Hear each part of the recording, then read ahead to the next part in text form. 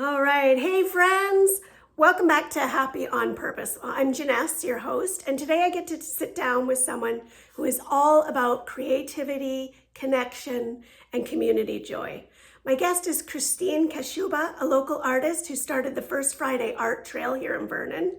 And what I love about this project is that it's not just about the art on the walls, it's about giving people a chance to come together, to connect, and really feel part of something. Christine has been building joy in our community through art, and I can't wait for you to hear her story. Christine, welcome to Happy on Purpose. Thank you. Thank you so much for having me. It's a pleasure to be here. Yeah, I'm so excited. What a gorgeous studio sitting up here overlooking Swan Lake. Yeah, Must be a lot of inspiration that comes from the view, hey? It is. It's beautiful. Well, we're going to maybe keep this to about 10 minutes. So are you okay if we just dive in and You bet. let the listeners hear all the good stuff? So I'm just curious, what was the spark that made you say the community needs a Friday First art walk or art trail? I guess you call it. Yeah. So in 2023, I went to Texas and I did a 3-month artist residency at a place called in Amarillo, Texas. Right. And they have a facility called the Amarillo Art Institute. And its kind of umbrella is Sunset in the Arts. Oh, cool. And that's where I was introduced to it. So every month they have a kind of celebration of the arts, and everybody in the community knows, and everybody comes and they support the artists.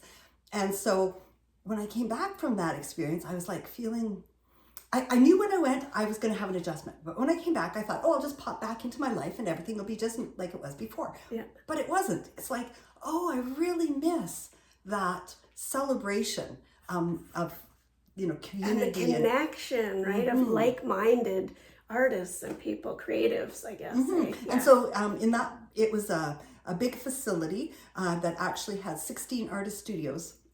So it'd be like taking the Village Green Mall, and each of the storefronts became an artist studio. Oh, wow. So it was huge, and it was fabulous. And so when they had a First Friday, they could bring people to that facility, and they have live music and food and art. And so I'm like, well, I don't have anything like that here. Right. But what could I do? Oh, well, I could just open my studio and see if people want to come and check it out. And I'll commit to doing that for a year. I'll open up my studio every first Friday of the month for a year and see what happens. And so after a few months, I had some other artist friends that said, hey, can we be part of this too? Ah, I love it. And so then it started to grow. And then in order to kind of solidify our vision and purpose, there were 3 of us that kind of met and got the kind of logo set up and the kind of the purpose and kind of the vision for it. And we applied for a grant through Community Foundation of the North Okanagan. Oh, perfect. And so they gave us a little grant, and then that helped kind of launch so we could create a website and we could do some promo and kind of inspire it. And then some, other artists came along, and now we're kind of generally anywhere between 12 and 14 artists on any given First Friday. Wow. So the vision is that each community hub, like there would be like areas within the city, and each one would be like where the neighbors could come over and check it out, because the whole idea is that artists open their studios to the public. So you can come in, you can see what we do, you can see our artwork on the wall, but you can also see part of our process about how we create the art or why we create the art. Yeah. And so that for me was kind of, really exciting to think that the public isn't just going to go to, say, a facility, a studio, a gallery, or a restaurant, or a whatever that has art on the wall and just see it kind of from a distance, but they actually get to engage with the artist. They get to ask them questions. Hey, how did you do this? Why did you do this? Yes. Why does this look like this? Those kind of questions. And so within the group of artists, there's all kinds of very interesting people. There's somebody that does jade carving, and she not just does jade carving, but she judges competitions in Singapore and other places. So she really knows her stuff. She really knows her stuff. And it's this little hidden gem in Vernon. And so part of it is also to kind of make that known, to introduce people or reintroduce people to, the artists who have been here for some of them for a long time. Right. Bob Kingsmill is another one. He's a potter, and he's really well known in BC as a potter. But not everybody in Vernon knows him. Exactly. And so if this can help to bring awareness and kind of bring the profile of arts and culture up Yeah. as a grassroots kind of thing, that's kind of what I'm all about. I love everything about that so much. I mean, we talked about like-minded people when we were talking previously. And I think it's something really powerful happens when people that have the same creative muse or outlet get together and create something bigger for the community. So even if you're not into art per se, there's just so much beauty and joy. And I love that you said you get to see their why or hear their why, but also their how, right? Because yeah, you're right. Like I go to some of the places to eat in town, you see the art on the wall, you think, oh, that's really beautiful. But it is only one dimensional, so to speak, right? So this way you get to know the person. And even when you said when you open your studio in your community, like you get to know your neighbors a little better. They get to know, oh, that's what Christine's doing down the way. Like, oh, that's what this is. That everything about that is just on point. So maybe this would be a good, no, it's fine. Tickles in our throat are happening. Yes, they do. It might be a good time to just sort of explain your process. We're sort of surrounded by your beautiful art. Sure, I'm just going to have a sip of this and then see if that'll settle down my tickle. The tickle. I think it might be allergies or something too. And well, it's all in there. I'm recovering from a cold, so part of it is that. Okay, well, it could be whatever it is. So the process that I work with is called a cyanotype. And a cyanotype, they were discovered, so it was invented in the 1860s. Oh. And so it's a very old process. And so that's partly what intrigues me, is it's old. Part of it, what intrigues me also, is that it was a group of scientists and they were looking for ways to reproduce their notes. There's no photocopiers, no printers. Right, so of course. With this process, if they wrote on vellum or on something that was translucent, transparent, they could then expose it and make copies of it. So the old-fashioned house blueprints were made with this process. So that's why house blueprints, they used to have to keep them in light, fast drawers. Because one of the things is that once the chemicals are mixed, they're reactive. Mm-hmm. They react to light. So part of it is a bit mad scientist mixed with artist. And so just in case people are curious, so there's two parts to this. So there's a part A and a part B. Part A is potassium ferrocyanide. Sounds nasty, but it's not. And ferric ammonium citrate. So a part A and a part B. So if I wanted to do something like a hat or a t-shirt or something that wasn't a standard size, I would mix the chemicals. So I would mix equal parts of A and B into a measuring cup or beaker, and then paint it onto my fabric, let it dry in a dark room overnight. The next day or thereafter, take it out with a sandwich. So I would take my prepared paper, put plants on it, or a transparency or a painting or drawing on glass or whatever, take it out in the sun. Wherever the sun hits it, it turns blue. So there's a chemical reaction between the sun and the chemicals that turns it blue. And then bring it back inside and you wash it like you would wash if you were doing darkroom prints, darkroom photography. Yeah. You wash it until all the extra chemicals out, and that's when you know what you got. So until then, you really don't know, because you could take the same things, put them on the same piece, same kind of fabric, same kind of paper. It depends how strong the sun is. It depends how long you leave it out. So there's a nature as part of your art, And as if it's serendipity, because it also depends how you put it on. Because sometimes there'll be things that'll happen that you're like, ooh, where did that come from? Because it was just the way the fabric had been folded, or the paper had been bent, or the brush that you used, or whatever. Great. So so let's get back to, so I've mixed them together. I put them in a light fast bag. So you have to keep them in something that the light can't get through until you're ready to use it. So you can buy prepared, like this is from Opus, it's the prepared paper, or you can buy like at Teach and Learn. These are little papers if kids want to try them, or you want to just test it out. It's just a solar print paper, so you can do those. So the process intrigued me, and how I got started using this process is in the early 2000s. I wanted to do a body of work about the pine beetle. At that time, the pine beetle was a big threat. Yes. And there's big discussion about it. Yeah. And so what happens with the pine tree, to defend itself, stains its wood, and the wood is called denim wood. interesting. And so I'm like, okay, what kind of process can I use to talk about this issue that we're having with the pine beetle? I'm like, oh yeah, there's that cyanotype process. So that's how I started, is by I went out to Tolko, shot some film of the logs coming in with the bugs, holes in them, and the bug tracks in them. They make neat tables and things now. that would. Yeah, now it's fashionable. Yeah. Now it's something that's good. But at that time, it was like, oh, yeah. Yeah. And so, those initial investigations about that and that body of work that I did, that's got me on the path. Right. And then from there, it's like, well, I wonder what would happen if. Yeah. Right? Or, oh, let's try that. The power of curiosity, right? Just when you get curious and start thinking outside of what you just see, all the good stuff happens there. Yeah, and that's one of the other things that happened when I went on the artist residency, is I knew I didn't want to have a bunch of framed artwork to try to bring back to Canada. Right. So that's what started me on the path of doing, I call it wearable art. So it's like each piece is set up separately still. It's like creating an art piece, so a t-shirt or a hat. Each one is done individually. And so that's what started me on that path. So everything's unique. Yeah. Once you do one, it might not be exactly the same the next time. Yeah, and when you try to reproduce it, it doesn't. doesn't work. It's like Mother Nature's like, no, we're going to give you some smoke in here. Yeah, that's not happening. I love that. So the whole First Friday idea kind of also evolved from starting, very simply with me opening my studio to other people opening their studios.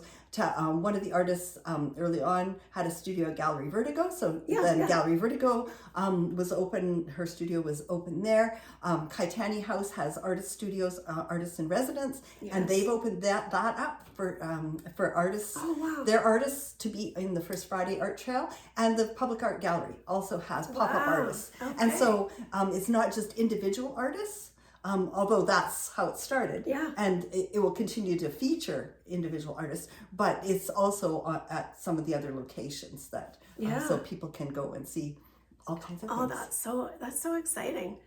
I would love for you to take over the old, I don't know what's vacant right now, and create this big studio. That's commercial real estate, though. Well, really, no problem. Well, really, in the past, that's happened a couple of times. I've been part of groups that have done that. Yeah. One up at Silver Star many years ago, and we had the Mile High Gallery, and that's what it was. It was a vacant space, and they asked if we wanted as artists to go up there, and we had kind of a cooperative and had a space up there.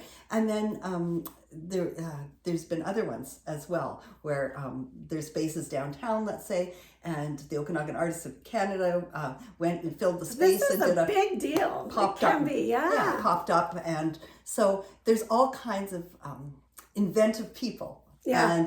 And so that's always a great thing to bring art to the community. And I think there was also one where I think it was maybe I can't remember if it was the Vernon Community Arts Center or if it was actually the Okanagan Artists Group, but did one downtown as well.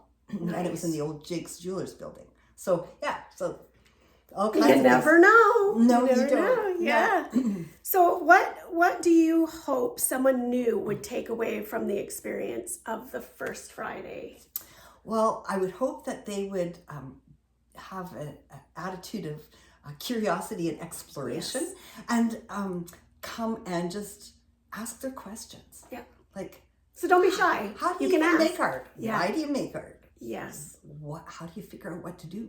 Yeah. Like those kind of questions. What are you interested in? Where do we start? And that's also it started off as the First Friday studio stroll. Oh, and I had lots of feedback about it. You can't really stroll it. You have to drive it.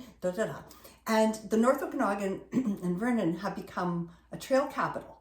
And so we've become part of an art trail. Love it. So that's how that name came to be. Yes. In that we just wanted to, kind of line up with what else was happening in the community and let people know they don't have to just go on the rail trail. They can come on an art trail and investigate. Go see something interesting. Yeah. I think even for tourists, like there's always so many people that visit here, and we know the lakes and we know the this and that, but in the winter and whatever, like why not go for a walk into your imagination and your creativity and see the arts, because it's being phased out in a lot of places, like school. Don't want to get into that, but I think we need the arts. I love community theater. I'm more of the sort of that genre, but we need the arts. We need the arts. Yeah, we need to develop creative thinkers. Yes. And people who can imagine a future, or imagine a way to get to something, or Yes. a way to do something. And so often I call it, what I do is creative work. Perfect. Because oftentimes artists are seen as, or the creative world is seen kind of as an afterthought, Yeah. or a add-on. Whereas really often the creative side of things is what inspires or Absolutely. creates, other things. Yeah. So I mean, you think about your your branded outfits, Apparel, right? The yeah. shoes, the shirts, whatever. Somebody came up with that design They did. way back before it Yes. ever became something the public could have. Right? Exactly. And so I think lots of times creatives are visionaries, Yeah. and so they can see things and imagine how to make it happen. Yeah, I And love it. they have to just wait for everybody else to catch up. Yeah, it reminds me of that. So in positive psychology, there's the term flow, right? Or flow state.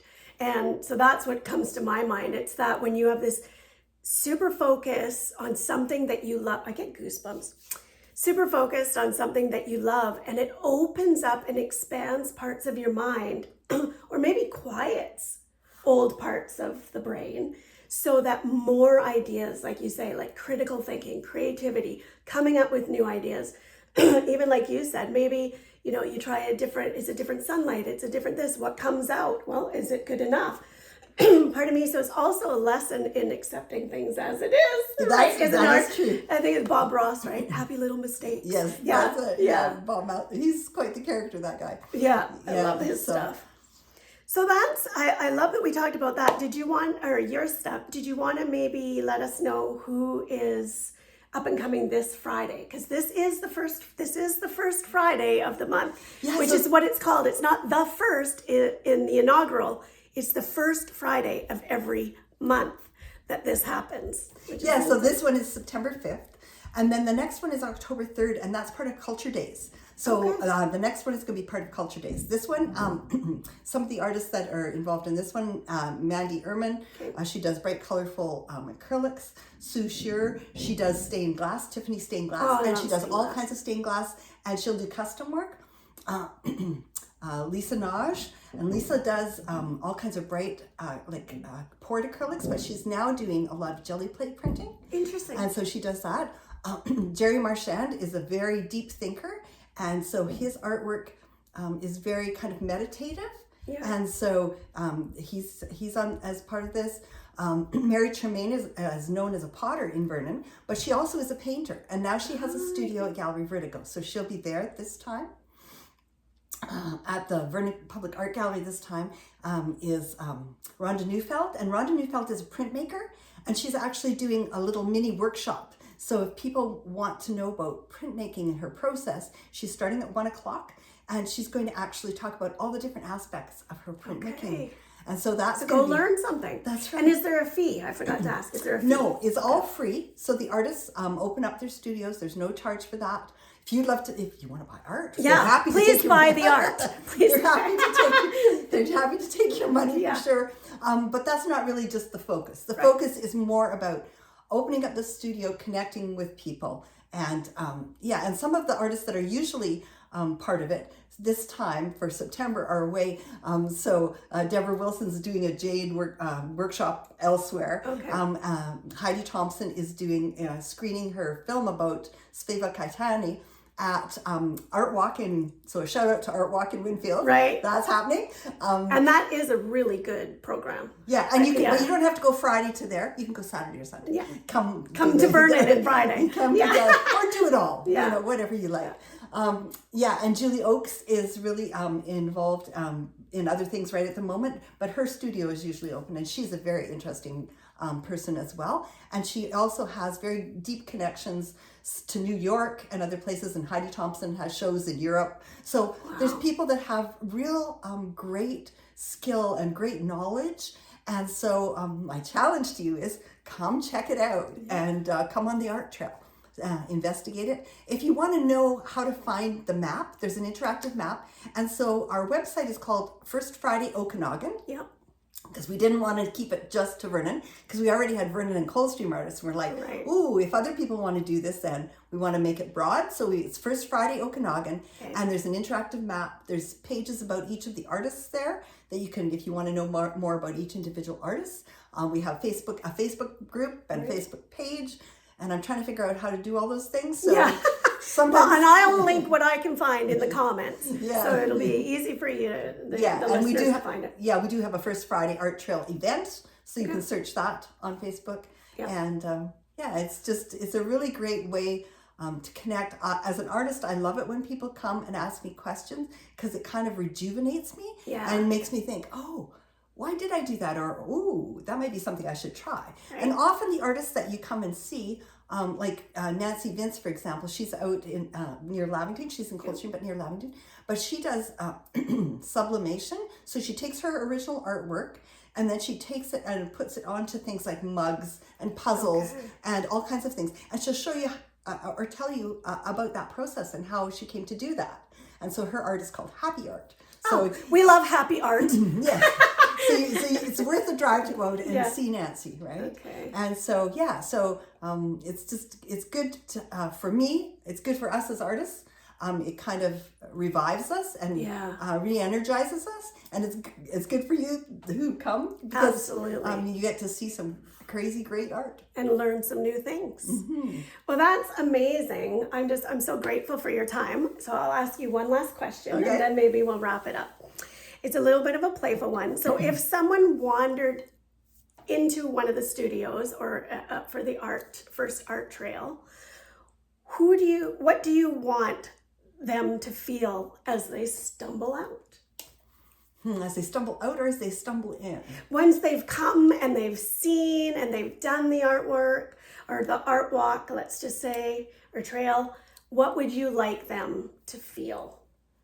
I would like them to feel energized and refreshed, and maybe even a little bit like they might like to try it. Yes. Right. Inspired maybe to try something that they thought, oh, I don't know how to do that.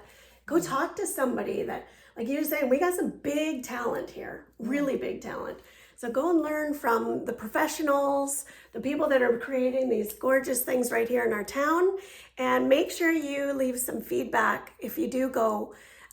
It's always good to know, right, what people are feeling. Yeah, and one other thing I did want to say is we have a new little winery. It's just up the road from me. It's called the Perch Winery, and they've been really supportive. And so they have their tasting room's now closed because they sold out all of their wine. That's awesome. But I have a bottle that we're going to give away as a door prize. Okay. So if people want to get in on that, then if they come, then just put your name in. Okay. And if they come here to your studio. If they come to my studio, or if they go to a different studio, they can just say, hey, I want to be put in. Okay. That draw. And I'll link the address and your business card in the comments too, so people can come up here and win this beautiful bottle of wine. Yeah, and it's a really nice wine. So you'll enjoy it. Yeah. And they also, this year, at the end of their season, opened up their tasting room for us to hang some art.